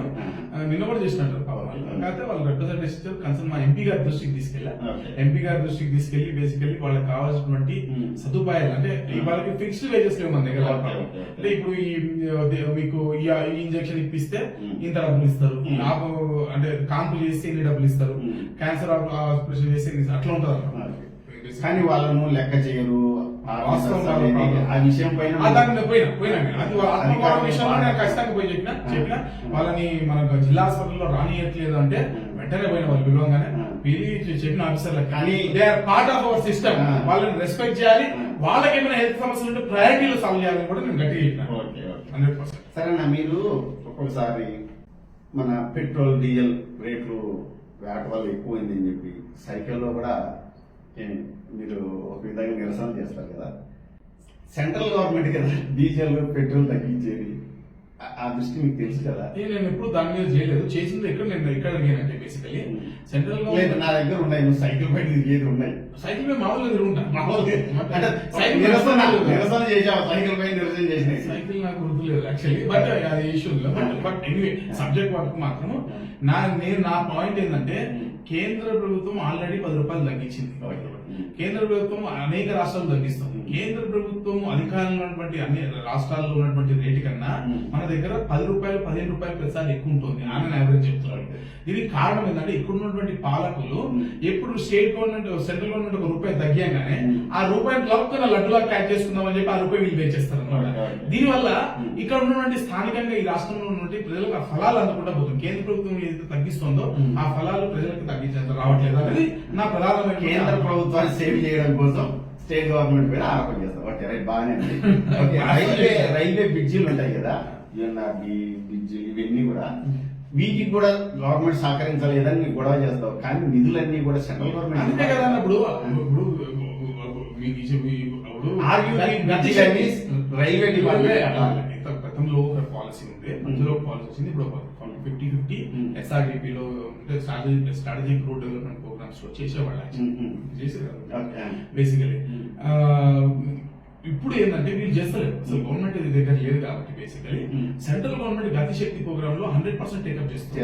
ఎందుకంటే ఇప్పుడు ఫర్ ఎగ్జాంపుల్ ఇక్కడ నుంచి సికింద్రాబాద్ నుంచి నిజామాబాద్ పోయేటువంటి ట్రైన్ గతంలో 4 గంటలు పట్టింది అనుకుందాం. అది గంటన్నరలో పోయేటువంటి టార్గెట్ మనం రీచ్ కావాలంటే దాంట్లో అనేక రకాలుగా వర్కౌట్ చేయాల్సి ఉంటుంది. మధ్యలో ఉంటే లెవెల్ క్రాసింగ్స్ ప్రతిసారి స్టాప్స్ ఆగకుండా, లేదా దానివల్ల యాక్సిడెంట్లు కూడా ఉంటాయి. స్కూల్ పిల్లలు వ్యాన్లు అనేక సార్లు ఏం చూసినారు. అటువంటి యాక్సిడెంట్స్ అవాయిడ్ చేయడము, స్పీడ్ ఇంక్రీజ్ చేయడము, తద్వారా ట్రాన్స్పోర్టేషన్ పెరగడం ద్వారా ఏమంటే ఫ్రీక్వెన్సీ పెరుగుతుంది, అంటే ఎక్కువ ట్రావెల్ చేస్తారు, ఎకానమీ పెరుగుతుంది. At the same time goods ఏమైనా ఉంటే ఫాస్టర్ ట్రాన్స్పోర్ట్ అవుతుంది. దీనివల్ల గ్లోబల్ డెవలప్మెంట్ జరుగుతుంది. కాబట్టి ఇలాంటి ఇన్నోవేటివ్ ఐడియాస్ తోని ఈ మోడీ గారి ప్రభుత్వం ప్రోగ్రెస్ అనేది సాధించింది. సో గతిశక్తి ప్రోగ్రామ్ లో 100% సెంట్రల్ గవర్నమెంట్ చేస్తుంది. దీనికి ప్రాపర్ గా ప్లానింగ్ చేసి మనం ప్రాపర్ ప్రపోజల్స్ ఇచ్చి ఇక్కడ స్టేట్ గవర్నమెంట్, ఇక్కడ ఉన్న ఆర్ఎండ్బి డిపార్ట్మెంట్ కానీ లేదా జిహెచ్ఎంసీ కానీ పూర్తి స్థాయిలో సహకరించాలి. ఇప్పుడు వాజ్పేయి నగర్కి కూడా నేనే తీసి గతిశక్తిలో డిఆర్ఎం గారు చెప్పి మా ఎంపీ గారికి ఇచ్చి 100% లో చేయమన్నాం. మిగతా కూడా మేము చేయమన్నాం, బుల్లారం అన్ని తీసుకొచ్చి అన్లింగ్ సర్టిఫికేట్ కూడా తీసుకొచ్చి ఇచ్చాము. తీసుకొచ్చి మీ సెంట్రల్ గవర్నమెంట్ ఎంపీ గారు కూడా వచ్చి నన్ను ఎమ్మెల్యే గారిని అందరు కార్పొరేటర్లను ఇర్రెస్పెక్ట్ ఆఫ్ పార్టీస్ మా ఎంపీ గారు తీసుకుని ఇద్దరు డిఆర్ఎం కూర్చోబెట్టి రైల్వే ఆఫీస్ లో కూర్చోబెట్టి మీటింగ్ కూడా పెట్టించి ప్రయారిటీ వైజ్ లో లిస్ట్ లో ఇష్యూస్ కూడా సార్ట్ చేశారు. ఫోన్ చేసి కూడా చెప్పారు, మీరు ఎమ్మెల్యే గారు ఇచ్చేవారికి ఎమ్మెల్యే గారు వచ్చినా మీరు పని చేసి పెట్టండి, కలెక్టర్ గారికి ఫోన్ చేసి మరి మా ఎంపీ గారు ఏ పార్టీలో సరే డెవలప్మెంట్ కి ప్రోగ్ ఉంటారు. ఓకే, మీలాంటి లీడర్లు మల్కాజ్గిరి ఉండడం అదృష్టము ఒకటి. ఎందుకంటే మల్కాజ్గిరి రైల్వే లైన్ అంటే అంటే పద్మవ్యూహంలో ఉంటది కదా, వాస్తవం. దాని నుంచి బయటకు రావాలి. అందుకనే సార్ ఇప్పుడు నేను మరొకసారి మీ ద్వారా చెప్తున్నాను, ఇది నేను ఈ చక్రబంధనం అనే వర్డ్ మొదటిసారిగా ఫస్ట్ ఎలక్షన్ ప్రామిస్ నేనే చేశాను, పాత వీడియోలు ఉంటాయి. ఇది దీనికోసమే ఎంఎంటీఎస్ మీద పట్టి కిషన్ రెడ్డి గారి దగ్గరికి పోయి ఎంఎంటీఎస్ ఫేజ్ 2 నిధులు రిలీజ్ చేసుకుని మల్కాజ్గిరి రైల్వే స్టేషన్ కి అమృత్ భారత్ నిధులు తీసుకొచ్చుకున్నాం మేము బేసికలీ. సార్ రైల్వేకి సంబంధించి ఇంకా చాలా ఉన్నాయి. ఇప్పుడు రైల్వే ల్యాండ్స్ ని జిహెచ్ఎంసీకి రిలీజ్ అవుట్ చేయడం కోసం నేను కమిషనర్ మన అప్పుడు ఐఏఎస్ లోకేష్ కుమార్ గారికి రైల్వేస్ మధ్య కమ్యూనికేషన్ నడిపించాను. ఇలాంటి చాలా ఉన్నాయి యాక్చువల్లీ చెప్పాలంటే విస్తారమైన సబ్జెక్టు. వద్దు తగ్గిద్దాం. Yeah. ఓకే అదే. కాదు, మీరు ఇటీవల జరిగిన కులగణన సర్వేలో ఒక ఆరోపణ లాగానో ఏదో ఒక విషయం అయితే చెప్పారు. ఏం చెప్పారంటే ముస్లింలను హిందువులుగా మార్చే ప్రయత్నం చేస్తున్నారు సీఎం అని. ఏంటిది అసలు? జరిగింది అదే. ఇప్పుడు నేను ఏ రోజు చెప్పాను ఇది చాలా మరో ఆలోచించమని క్వశ్చన్ అన్ని ఆలోచించాలని క్వశ్చన్ చేస్తున్నాను కదా. ఇదే కదా జరిగింది. సర్వే మొదలు పెట్టిన నాడు ఫీల్డ్ లో పోయి అక్కడ ఎన్యూమరేటర్స్ దగ్గర 2 రకాల పుస్తకాలు తీసుకున్నా. 2 రకాల పుస్తకాల్లో 2 రకాల డేటాలకు 2 రకాల కోడ్లు ఉన్నాయి. ఒక బుక్ లో హిందువులకు కోడ్ 2 ఉంటే ఒక బుక్ లో హిందువులకు కోడ్ 1 ఉంది. అంటే ముస్లింలకు ఉన్నటువంటి కోడ్ హిందువులకి ఆ విధంగా మార్చి చేసేటువంటి ప్రయత్నం ఫీల్డ్ లో జరిగిందని చెప్పి నేను ఆరోపించిన తర్వాత బుక్కులు వాపస్ తీసుకున్నారు. తర్వాత ఎడ్యుకేట్ చేసారు. ఈ రోజు కిన్మర్ మల్లన్న గారు కానివ్వండి, ఇతర పార్టీలు కానీ చేస్తున్నటువంటి ఆరోపణలు ఏవైతున్నాయో నేను ఆ రోజు చెప్పిన బీసీలను తగ్గించి చూపించే ప్రయత్నం చేస్తుంది రాష్ట్ర ప్రభుత్వం అని ఆ రోజు మొదట ఆరోపణ చేసి ప్రూవ్ చేసి లైవ్ లో డేటా చూపించింది నేనే కదా. తర్వాత ఇప్పుడు చేస్తున్నారు మిగతా నాయకులంతా, పెద్ద పెద్ద నాయకులంతా ఇప్పుడు చేస్తున్నారు. మొదట చేసింది శ్రవణే కదా. ఓకే, శ్రవణ్ అన్నింటిలో ముందుంటారు, వాస్తవమే కదా.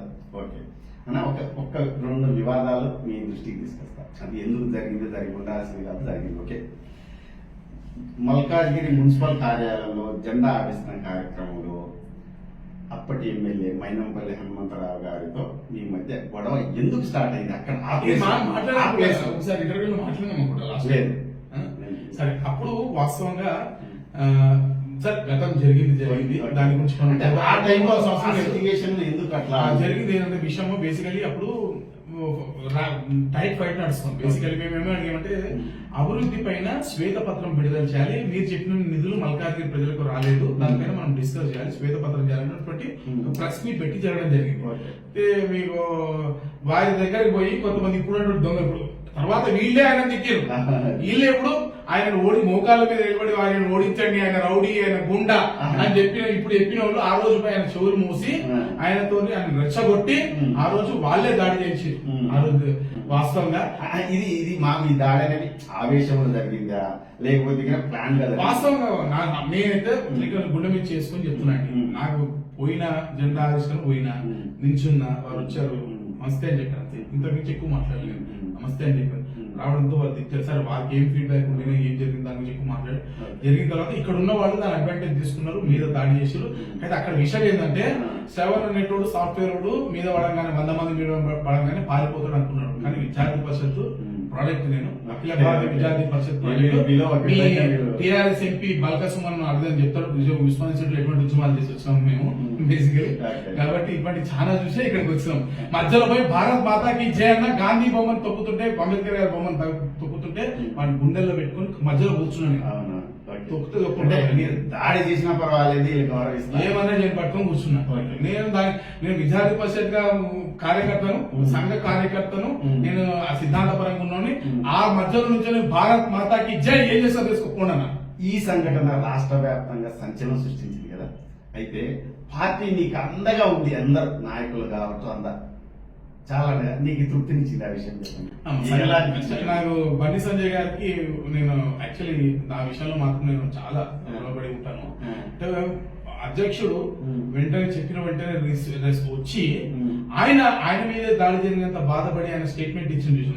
ఈ యొక్క విషయంలో నేను ఆయన బాండ్ అయిపోయి ఉన్నాను. అందుకే బండి సంజయ్ అన్న గారితో అనేక ఉద్యమాలు చేసిన, అందుకే ఎన్నో కేసులు పెట్టుకుని ఏం చేసినా కూడా ఎప్పుడు కూడా వారంటే అంత ఇష్టపడతాం. అందుకే ఆయన ఏ ప్రోగ్రామ్ ఇచ్చినా కూడా, ఏ పిలుపులు ఇచ్చినా కూడా ముందుండి ఆ ప్రోగ్రామ్ సక్సెస్ చేసే ప్రయత్నం చేస్తుంటాం.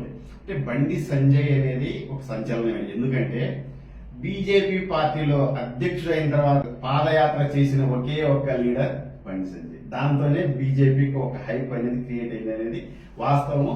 ప్లస్ కార్యకర్తలు బాగా నమ్ముతారు. మీరు నమ్ముతారా? నమ్మడం కాదు, ఆ పాదయాత్రతోనే వచ్చింది. అంటే ఇప్పుడు ఒకటండి, ఆయన 100 ఊపు తీసుకొచ్చింది బండి సంజయ్ గారు. ఎటువంటి సందేహం దానికి ఎటువంటి అవసరం లేదు. ద సేమ్ టైం కొంతమంది దీన్ని ఏం చేస్తారంటే డిఫరెంట్ గా చూపిస్తుంటారు. బండి సంజయ్ గారు అగ్రెసివ్ కాబట్టి కిషన్ రెడ్డి గారు వేస్ట్, ఇంకోలు వేస్ట్ ఇట్లా మాట్లాడతారు. కానీ ఆ టైంలో ఏం చేయాలి, ఏం సార్ వాళ్ళ జీవితం పెట్టేసేసారు పార్టీ గురించి. చెప్పండి, ఏ రోజు బీజేపీ అంటే కిషన్ రెడ్డి గారు, కిషన్ రెడ్డి గారు అంటే బీజేపీ లైవ్. ఈ రోజు నాకు నచ్చదు. అంటే ఇద్దరిని పోల్సని నాకు నచ్చదు. ఎవరి వాల్యూ ఇప్పుడు 2 కళ్ళల్లో ఎవరు ఏ కళ్ళు కావాలంటే ఏం చెప్తామండి? ఏ కళ కావాలంటే సరే, ఓకే. కూడా మల్కాజ్గిరిలో జరిగిన ఆ సంఘటనతో శ్రావణ్ రాటు తేలిన నాయకుడు అయ్యాడు అంటారు కదా. ఉత్తరంలో రాటు తేలియాడు. వాస్తవం. ఎందుకంటే అనేక అవమానాలండి. మీకు చెప్తున్నాను, ఈరోజు నేను ఇప్పుడు చెప్పలేదు ఇది. అనేక అవమానాలు కొన్ని కాలనీల్లో కేవలం వీడు కార్లలో తిరగడు, ఏసీ కార్లలో తిరగడు, ఒంటి నిండా బంగారం ఉండదు, పాట కార్పెటర్ లాగా మందులు వేసుకొని వందల మందిని వేసి మేపుకొని తిరగడు. ఇలా చేయడం కారణంలో నాకు కనీసం ఫెసిలిటేషన్ చేయడం కాలనీలు ఉన్నాయి, ఎడ్యుకేటెడ్ కాలనీస్. కనీసం కార్పొరేటర్ కదా అని పిలిచిపోయినట్టున్నా. కానీ నేను అవన్నీ పట్టించుకోలేదు. అనేక రకాలుగా అవమానించారు, అనేక రకాలుగా హింసించారు, అవమానించారు, ఇష్టం వచ్చినట్టు మాట్లాడారు, రకరకాలుగా. లేదు, ఏం మాట్లాడినా ప్రజా నాడి పట్టిన లీడర్ ఎవరంటే శ్రవణ్ అని చెప్తారు. అంటే అది మీరు చాలా సంతోషంగా, కానీ నేను బయట బాధ చెప్తున్నా. అనేక రకాల అవమానాలకు గురైన, అవహేళనలకు గురైన, ఈ రోజు కూడా గురవుతున్నా. ఈ రోజు కూడా నాకు ఇప్పుడు బ్రాహ్మణ్ కమ్యూనిటీ అంటే నార్త్ లో పవర్ఫుల్ ఉండొచ్చు బేసికలీ, కానీ ఇక్కడ తెలంగాణ రాష్ట్రంలో పెద్దగా ప్రాబ్లం లేదు. నాకు ఇక్కడ నాకు అండదండ గాడ్ ఫాదర్ పార్టీ జెండా. మీకు ఆ ధైర్యం ఎలా వచ్చింది చెప్పండి, ధైర్యం గురించి చెప్పండి. ఇప్పుడు నేను మా కుటుంబం, మా ఫాదర్ మీకు తెలుసు, మేము ఒక సామాజిక సేవా దృక్పథం ఆ ప్రోగ్రెషన్ లో వచ్చినటువంటి ఫ్యామిలీగా ఒక సిద్ధాంతాన్ని పట్టుకొని పోరాటం చేసుకుంటూ వచ్చిన వాళ్ళు. అంతే, పోరాటం నిజాయితీగా చేయాలనుకున్నాము, మా వెనుక భగవంతుడు నమ్మిన వాళ్ళము పోరాటం చేసుకుంటూ పోతున్నాం అంతే. అంతేకాని మీరు ఒక విషయం గుర్తించారా, అప్పటి ఎమ్మెల్యే మైనపల్లి హనుమంతరావు ఒక బలమైన నేత. ఆ నేతతో నువ్వు ఢీకొంటున్నావు అంటే జరగబోయే, అంటే నేను వ్యక్తిగత చాలా మంచి క్వశ్చన్ అడిగాడు సార్. నేను చెప్తున్నాను, ఈ రోజు కూడా నేను వ్యక్తిగతంగా పలానా ఆయనతో తిరుగుతూ హనుమంతరావు గారితోనో, విజయలక్ష్మి గారితోనో, రేవంత్ రెడ్డి గారితోనో, కేసీఆర్ నేను ఎప్పుడు కొట్లాడినా ఇష్యూ బేస్ మీద కొట్లాడుతున్నాను. ప్రజా సమస్య మీద కొట్లాడు, నా ప్రజలకు న్యాయం చేయమంటున్నా, నాకు నిధులు ఇవ్వమంటున్నా, నాకు పనులు చేయమంటున్నా, నా ధర్మాన్ని నిలిపిమంటున్నా, అంతే చెప్తున్నా. నాకు నాయకుల మీద నా పోరాటం కాదు, వ్యవస్థ పైన నా పోరాటము, సిద్ధాంతం పైన నా పోరాటం. ఓకే, నువ్వు ప్రజా సమస్యల పైన నిలదీస్తావు, అధికారులు ఓకే, అధికారులు లేకపోతే ప్రజాప్రతినిధులు నిలదీస్తావు. కానీ చేసే పద్ధతి అంటే శ్రావణ్ ఒక రూట్ లో పోతాడు, ఇప్పుడు హనుమంతరావు ఇంకొక రూట్ లో పోతాడు. ఎలా నిలదీస్తావు చెప్పండి. నిలదీయడం అంటే ఇప్పుడు సార్ వేరే వాళ్ళ రూట్ మనం చెప్పలేము, వాళ్ళ గురించి నా గురించి నేను చెప్పగలుగుతాను. ఇప్పుడు నేను స్ట్రైట్ ఫార్వర్డ్ గా నాకు ఇది జరగాలి, ఇది న్యాయం జరగలేదు, పోయి కూర్చున్నా, దట్ ఇస్ మై రైట్. ప్రజలు నన్ను ఎన్నుకున్నది అందుకే. నేను ఈ రోజు ఉద్యోగ రాజీనామా చేసి వచ్చి ప్రజలకు నేను ఒకటే అనుకుంటానండి, నేను నా లైఫ్ సాక్రిఫైస్ చేసి నా ఒక లగ్జూరియస్ లావిష్ లైఫ్ ఉండేటువంటి అవకాశం ఉండి వదిలేసి నా పిల్లల్ని, భార్య బిడ్డల్ని అక్కడ పెట్టేసి నేను ప్రజాసేవ చేద్దాం, ఈ దేశం కోసం పనిచేద్దామని ముందుకు వచ్చినప్పుడు 100% ఎఫెక్ట్ అయ్యారు. శ్రవణ్ రేటు రేపు చచ్చిపోవచ్చు, కానీ శ్రవణ్ బతుకున్నప్పుడు పుల్లా బతికేట మంచి పనులు చేసిన అనుకోవాలి. అంతే తప్ప మంచి పనులు చేసిన శ్రవణ్ ఆ పేరు పోవాలి. అది రేపు చచ్చిపోయినా నాకేం బాధ. నాకు ఈ రోజు వరకు కూడా నాకు ఇంకా వేరే ప్రాణాలకు నిజంగా చెప్తున్నాను హానెస్ట్ గా, ఈ రోజు నేను నన్ను తీసుకెళ్లిపోయినా నేను సంతోషంగా ఉంటా. నేను చేసిన పనులు హ్యాపీగా చేసిన, 100% కరెక్ట్ చేసిన. ఒక క్వశ్చన్ అన్నా, ప్రజలను తప్పుదారి పట్టించే ఒక వీడియో మీరు వైరల్ ఎంత చేశారన్న, దాన్ని ఆలోచించారు కదా. అది దానిలో ఎటువంటి ఇది తప్పుదారి సార్, సబ్జుడిస్ మ్యాటర్ కాబట్టి దాని గురించి మనం ఓవర్ థింక్ కానీ మీరు దాంట్లో నేను ఏం చెప్పాను మీరు చూసారా, చాలా క్లియర్ గా చెప్పిన. నేను ఏమంటున్నా, అక్కడ ఒక ఎంఐ అది ఓకే, మీరు మేధావి విజ్ఞులు, దీని వల్ల ఎఫెక్ట్ ఎలా ఉంటుంది అది జరిగితే కదా, దాంట్లో ఏం రాదు, కేవలం ఉండవచ్చు ఉండవచ్చు. ఓకే, ఏదైనా జరుగుతాయి, మనం కొన్ని నేను దాన్ని ఫార్వర్డ్ చేయాలన్నా, నేను దాన్ని ప్రశ్నించిన, నేను ఫార్వర్డ్ చేయలేదు, నాకు వచ్చింది ఫార్వర్డ్. నేను ఇచ్చినప్పుడు నేను తీసి చూపించిన, ఇదో ఈ విధంగా జరుగుతుంది కదా. ఈ మహిళ పైన ఇట్లా నోట్ మాట్లాడితే ఇష్టం వచ్చినట్టు పట్టించిన, అంటే ఇది ఎవరి రాజ్యం నడుస్తుంది, వాళ్ళ మీద కేసులు బుక్ చేయకు, ప్రజా సమస్యల పైన మాట్లాడే కేసులు బుక్ అయితే మరి ఇప్పటికీ అన్ని ఆరోపణలు వస్తున్నాయి. మరి రాజ్యం ఎవరిది నడుస్తుంది, వాళ్ళకో న్యాయం నడుస్తుంది, మాకో న్యాయం నడుస్తుందా, ఈ దేశం ఎవరిది, ఈ ధర్మం ఎవరిది, మా పైన ఒక రకమైనటువంటి ఆలోచన ఎందుకు, ఇంకోటి అంతేందుకు సార్. ముచ్చాలమ్మ టెంపుల్ కేసు చూసాం, ముచ్చాలమ్మ టెంపుల్ కేసు చూడండి సార్, మేము చేసినాం సార్, అటెంప్ట్ మర్డర్ పెట్టారు మా మీద, నా మీద అటెంప్ట్ మర్డర్ పెట్టారు సార్. నా మీద కూడా ఏం చేసినాం సార్, అమ్మవారి గుడిలో అమ్మవారి విగ్రహాన్ని ధ్వంసం చేసినట్టు ఒక ఒక దుర్మార్గుడు అక్కడ మీటింగ్ పెట్టి వాళ్ళకి మత ప్రబోధన జరిగి రెచ్చగొట్టి పంపిస్తేనేమో తప్పు కాదు, చేసిన దానికి మేము నిరసన వ్యక్తం చేస్తే మనం అటెంప్ట్ మర్డర్ కేసు ఏ విధంగా బుక్ చేసి సార్. నిజంగా మీరు అక్కడ ఫుటేజ్ పోలీసులు నేను బతిమలాడినా, ఒక మార్ని కంట్రోల్ చేసుకుని 3 సార్లు కింద కూర్చోబెట్టినా, సహకరించండి, మీరు ఇద్దరు మీరు పీస్ఫుల్ గా మాట్లాడే వాళ్ళని కంట్రోల్ చేయండి, సహకరిస్తే ఏ విధంగా అటెంప్ట్ మర్డర్ కేసు పెట్టిన సార్ నేను కొట్టానా అలా మాకు కత్తితో పొడిచిన పోలీసులు అటెంప్ట్ మర్డర్ కేసు ఎలా పెట్టినా సార్ మీరు చెప్పండి. అంటే రాజ్యం వాళ్ళది కాబట్టి, అధికారం వాళ్ళ చేతుల్లో ఉంది కాబట్టి మేము ఏదైనా చేస్తాం మనం, ఏ కేసు పెట్టినా నడుస్తుంది, ఏం చేస్తాం. కానీ అప్పుడు సైబర్ క్రైమ్ పోలీసులు రావడము, ఇది తీసుకుపోవడము, అంటే జనరల్ కేసు అయితే ఒక పోలీసులు వస్తారో ఏదో ఇది ఇంకా పెట్టు అసలు హైలైట్ ఏం తెలుసు సార్, మేము చాలా బాగా అసలు సరే ఒక కేసే తప్పే అనుకున్నాను, వారంటీ నేనే వస్తాను కదా, ఎన్ని కేసులు లేవు. ఓకే, ఇది నేను వర్షం పడ్డది, వాస్తవంగా రోజు వర్షం పడ్డది, పాపం చాలా రోజులతో మా అమ్మతో మాట్లాడుతున్నా టైం దొరికిందని. కానీ వర్షం పడ్డది ఒక లేడీ ఫోన్ చేశారు, ఫోన్ చేస్తే సరే అక్కడ ఏ పరిస్థితి ఉందని చూద్దామని బండి తీసుకుని ఒక్కడే వెళ్ళా, ఫుల్ తడిసిపోయి ఉన్నా, అప్పటికి వచ్చి ఇట్లా బండి మీద కూర్చునే లేదు, వచ్చారు ఫోన్ కూర్చున్నారు, అదే 20-30 మంది తిరుగుతారు, అటు 10 మంది ఇటు 10 మంది, వ్యాన్లు హంగామా వచ్చారు తీసుకుపోయి. అది ఏది నాకు అర్థం కాదు. ఒక టెర్రరిస్ట్ నేను అడుగుతున్నా సార్, భాగ్యనగర్ లో ఏ టెర్రరిస్ట్ అయినా ఈ విధంగా అరెస్ట్ చేసింది సార్ పోలీసు, నిజంగా చెప్పండి సార్. పోలీస్ డిపార్ట్మెంట్ కి నేను కాళ్ళు కడిగి ఆ నీళ్ళు నెత్తి మీద జరుగుతా, ఇటువంటి ఈ విధంగా మీరు టెర్రరిస్ట్ అయినా ఇంకెవరైనా అరెస్ట్ చేసి ఉంటే మీ కాళ్ళు కడిగేసి ఆ నీళ్ళు నెత్తి మీద చల్లుకుంటా. కేవలం శ్రవణ్ మీద చేసిందంటే దానికి కారణం ఏంటంటే మీ కడుపులో ఉన్నటువంటి మంట. ఎందుకంటే ఆ కన్సర్న్ ఆఫీసర్, వాస్తవం నిజం కూడా చెప్తున్నా, తర్వాత జరిగింది. ఆ కన్సర్న్ ఆఫీసర్ మనం లాలగూడ సిఐ ఉన్నప్పుడు అక్కడ ఆవులు ఎత్తుకుపోతుండే, ఆ విషయంలో నేను పట్టుకొని నిలదీసిన. ఈ కడుపు మంటతోటి ఆ గోరక్ష కేసులో ఉన్న కడుపు మంటతోటి కక్ష సాధింపు చర్య కింద చేసింది. అంటే హిందువులకు ప్రోగా ఉన్నటువంటి ఏకైక కారణంతో అది, అంతే, అంతకు మించి ఏం లేదు. ముగ్గురు అగ్రనేతలపై మీ అభిప్రాయం అంతా ఒక మాటలు చెప్పండి. కేంద్ర మంత్రి కిషన్ రెడ్డి డిసిప్లిన్, ఓకేనా, డిసిప్లిన్ పర్సన్ చాలా. కేంద్ర మంత్రి బండి సంజయ్ ఫైర్ బ్రాండ్, పక్కా fire brand. Okay, Malkajgiri MP Etela Raju అసలు రెండు మిక్స్డ్ ఆయన. ఇంకోటి ఏంటంటే పిఆర్ పబ్లిక్ రిలేషన్షిప్ చాలా స్ట్రాంగ్ సార్. అంటే ఏ మూల పోయినా కూడా ఆయనకి గుర్తుపట్టే వ్యక్తులు, ఆయన అభిమానించే వ్యక్తులు, ఆయనతో సాన్నిధ్యం ఉన్న వ్యక్తులు దొరుకుతారు. ఇది పర్సనల్ నేను హుజరాబాద్ లో ఆయనకి ఇన్ఛార్జ్ గా పనిచేసిన వాళ్ళ ఎలక్షన్స్ కి అక్కడ చూశాను, మల్కాజ్గిరిలో కూడా చూశాను. అంటే కిషన్ రెడ్డి బండి సంజయ్ కలిసిన వ్యక్తి ఈటల రాజు, ఆ రెండు భావాలు ఇందులో ఉన్నాయి. వాస్తవం. Okay, thank you sir, thank you so much. మరో నేతతో ధర్మపీఠం విత్ ఏబిఆర్ మీ ముందుకు వస్తుంది. Please like, share and subscribe.